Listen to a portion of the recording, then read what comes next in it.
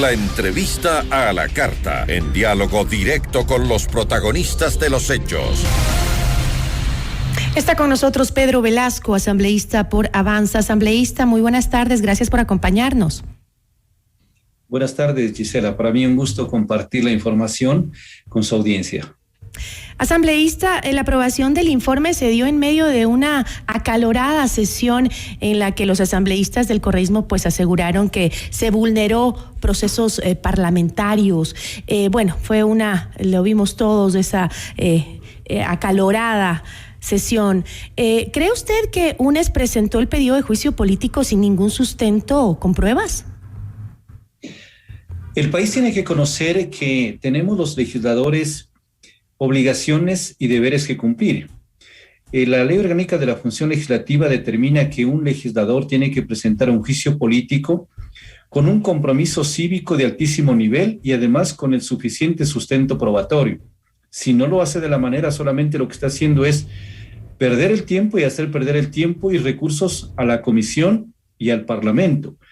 El juicio político presentado por la asambleísta Johnny Aliaga, de inicio arranca por incumplimiento de funciones. ¿Y en qué se basa? Se basa en un incumplimiento de un acuerdo emitido por el señor Contralor en funciones y con un tuit que se lo ha encontrado en una de las plataformas de la Contraloría y que luego ha sido bajado de la plataforma.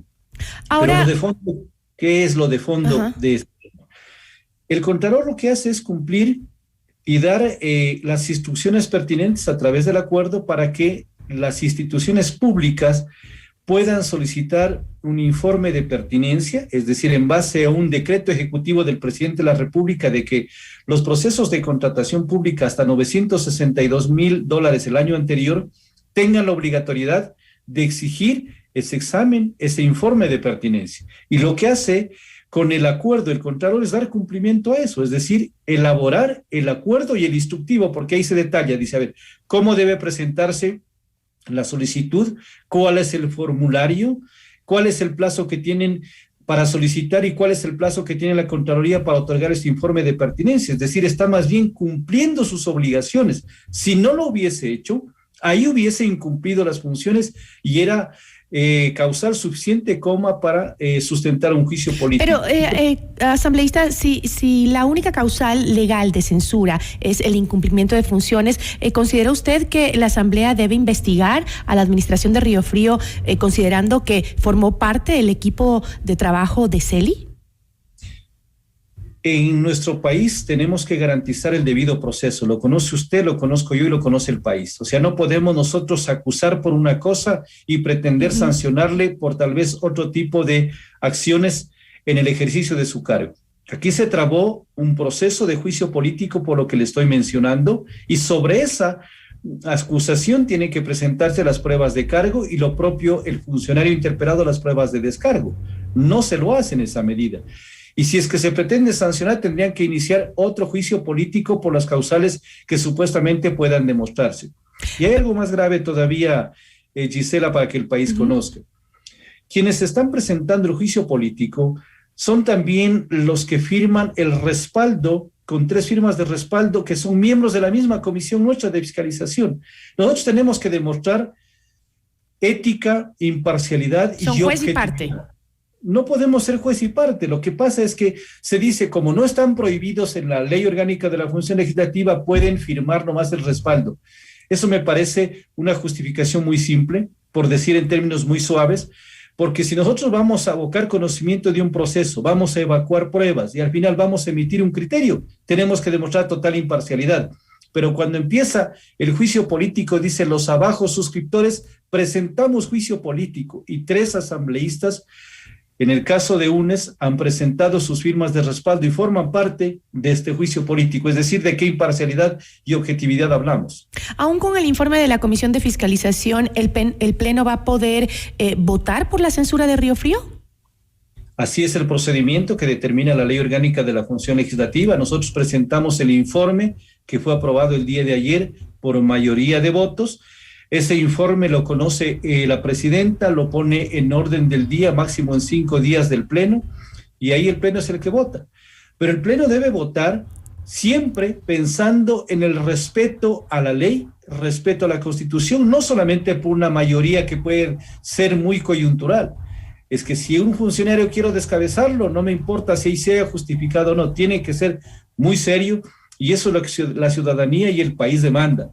Por eso es que de a poco este desprestigio de la Asamblea, cuando no hace las cosas respetando la Constitución y la ley, y se hace solamente por decisiones mayoritarias. Ahora, con este último informe, la Comisión de Fiscalización debería proseguir con el trámite del pedido de juicio político contra el procurador Íñigo Salvador, también impulsado por la bancada de UNES. Sin embargo, fue retirado por el legislador Ferdinand Álvarez, quien había sido el que lo planteó justamente. A su criterio, asambleísta, ¿puede o no retirarse un pedido de juicio político?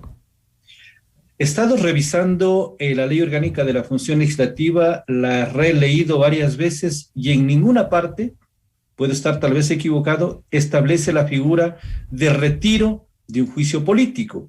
Sí permite el artículo 58.2 de la ley que me estoy refiriendo, el retiro de un proyecto de ley cuando no ha sido todavía tratado en primer debate. Permite ese retiro del proyecto de ley, pero no habla en ninguna parte de retiro de juicios políticos. Nosotros todavía no lo abocamos conocimiento, es decir, si es que ellos quieren que esto quede sin efecto, deberían dirigirse al CAL, a la presidenta de la Asamblea, indicando de qué es la decisión dejar sin efecto el juicio político en contra del procurador, pedir el criterio jurídico a la unidad técnica legislativa, asesoría jurídica, para que les indique el camino, porque nosotros no lo podemos hacer. Hay una comunicación que se ha dirigido a la presidenta y todavía nosotros no conocemos cuál sea la decisión, porque la ley nuestra dice que una vez que termina un juicio político, se aboca a conocimiento de otro.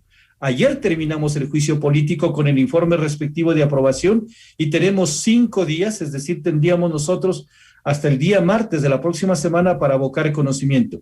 No está todavía en nuestra cancha, está en las manos del CAL para que decida si acepta o no este pedido, pero la ley es muy clara, no está contemplando esta figura jurídica. ¿Qué es lo que está buscando UNES con esos pedidos de juicio político que ha realizado durante esta administración? ¿Qué está detrás de esto? ¿Qué es lo que quieren? Hay una aspiración muy clara y el país tiene que tener conocimiento de eso. Tienen en cola, valga el término, al juicio político del procurador, luego vienen los vocales del CNE, está previsto el Consejo de la Judicatura y después venía el juicio político de los vocales, de los consejeros del Consejo de Participación Ciudadana y Control Social. Hoy lo retiran el juicio del procurador, si es que eso les acepta el CAL, lo retirarán luego el juicio a los vocales del Consejo Nacional Electoral, vendrá luego el retiro de los vocales del Consejo de la Judicatura, para agilitar el último de los procesos que se había anunciado, que es el del Consejo de Participación Ciudadana. ¿Y por qué? Aquí hay una razón clarísima, que no podemos perdernos absolutamente nadie. El Consejo de Participación Ciudadana ha iniciado los concursos para designar a las principales autoridades del país. Tiene la facultad de designar al Contralor, al Defensor del Pueblo, Defensor Público, las renovaciones que se hagan del Consejo Nacional Electoral, en su momento del Consejo de la Judicatura, es decir, a las principales autoridades.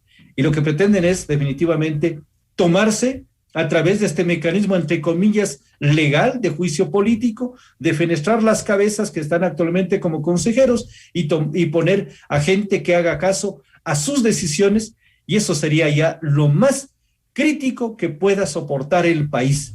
Basta de ajustes, de irrespeto a la ley. ¿Podría, asambleísta, tratarse estos casos en el Comité de Ética de la Asamblea? Debería tratarlos. Yo creo que se conformó una comisión de ética en la Asamblea que trate precisamente para ver quién está incumpliendo o no sus obligaciones y sus prohibiciones.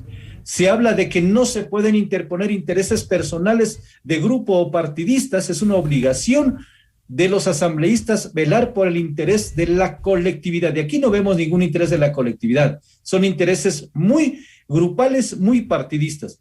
Y así el país no puede permitir que este tipo de atropellos se siga dando. Y después no quieren que se hable de muerte cruzada, ¿no? Bueno, con esto me quedo yo, asambleísta. Muchísimas gracias por habernos acompañado. A usted, Gisela, muchas gracias. Una buena tarde y buen provecho. Pedro Velasco, asambleísta por Avanza.